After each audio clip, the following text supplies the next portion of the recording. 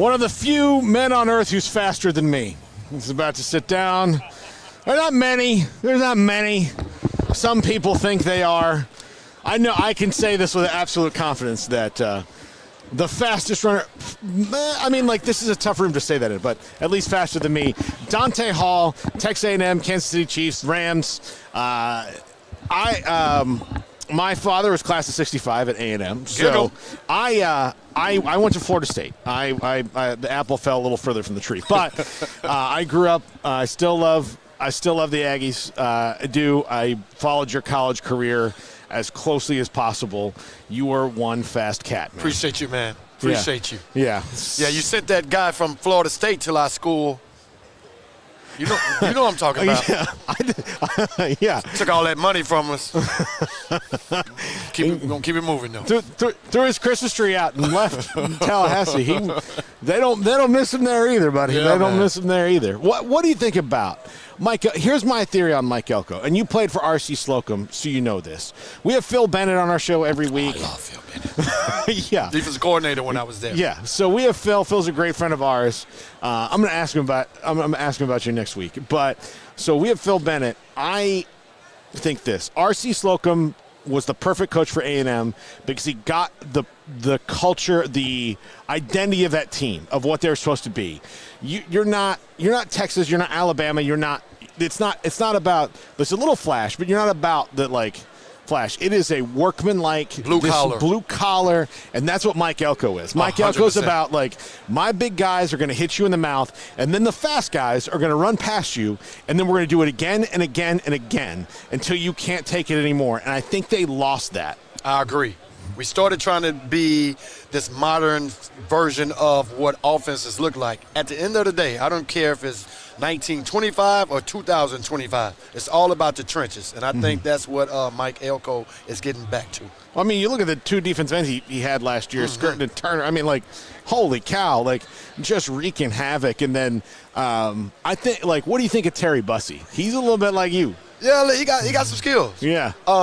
A little more tougher to be able to run inside. Yeah. The outside bouncing is cool and all, but what allows you to be shifty and maneuver on the outside is having a threat to run it inside. You got to be able to run in between the trenches. So when you have an equal balance of both, then that's when he can really step it up to the next level. Yeah. You what does it mean to you as an NFL kick returner to see Devin Hester finally get recognized and the position get recognized maybe more than it was, because special teams doesn't get Steve Tasker is to me a Hall of Famer. 100%. Bill Bates is a Hall of Famer 100%. to me. Yeah, I mean there are those and guys. Then what's my guy from New England? His dad played. Oh, Matthew Slater. He is definitely a Hall of Famer. I'm sure he hit you a couple times. You didn't like it. No, he hit me. Oh. Slow down now. Yeah. Slow down now. So, but to get the recognition, Eric Metcalf, his dad Terry Metcalf, both of them, fantastic. Brian Mitchell, yeah, all these, the teams you were on had better field position or touchdowns because of you, and that just because it doesn't have, it's also the maybe hardest thing to do. Huh? I mean, returning a punt's pretty hard. Oh, yes, it's not easy. Yeah. Playing quarterback is pretty hard. Oh, yeah. Playing left tackle is pretty hard. Yeah. Playing center is pretty hard. The thing that makes returning kicks very, very difficult is you have to bat 1,000. Yeah. Because any mistake you make as a return man leads to pretty much automatic points. Yeah. That's the difference, right? Yeah. As a left tackle, you miss a block, you get the quarterback sack, you can punt it away. Mm-hmm. Quarterback, you throw an incomplete pass, it's okay. You drop a punt, that's usually at least 3 points, more than likely 6 going the other way. So having to bet 1,000 just in catching it is what really, really makes returning kicks difficult. Do you like what they've done with the kickoffs? I like the emphasis of it. Mm-hmm. Obviously, I wish it could be like it was when I played, but because of safety protocols, I get it. But I do like the fact that it looked like at one point we were going to phase out the return game and just start putting the damn ball on the 25 and go from there. So I love the emphasis of trying to keep the return a part of the game we love so much. I mean, there's very few things that are more exciting. I mean, think about all the what a stadium does on a return. All you got to go do is look at the Washington Commanders game versus the Cowboys Yeah. when Kevontae Turpin took that ball to the house. Yeah. I mean, that's what you miss when you eliminate the return game. Those type of plays, right? But again, it's all about safety protocol. I don't know if people know this, but the majority of concussions came from special teams. Yeah. So they had to do something about that. I mean, it's the only play in football where you have a 70, 80-yard build-up and you collide with another human. Yeah. That's crazy Yeah. to think about. You don't even do that on regular offensive defense, right? Yeah. 15, 20, 30 yards max, Yeah. 70, 80 yards. So I get it, but like I said, I'm happy that they're at least trying to keep it part of the game. Yeah. That's unbelievable. Now, you were a Chief. You Was a Chief, am You a are- Chief. Yeah. Was, am, and always will be. And when I die, bury me in Arrowhead, and I'm going to cheer from the grave. That's right. The right now, the most dominant franchise in professional sports, probably. That's right. Like, the most dominant. Like, That's right. they are doing it, and they are doing it different ways, which is what makes you, especially now where things can are so much more, change a lot faster. Philosophies change. Coaches figure out. I mean, like, they spend all offseason video like how we're going to do this, and it's not the Tyreek Hill throw the ball over the top and then break their spirit.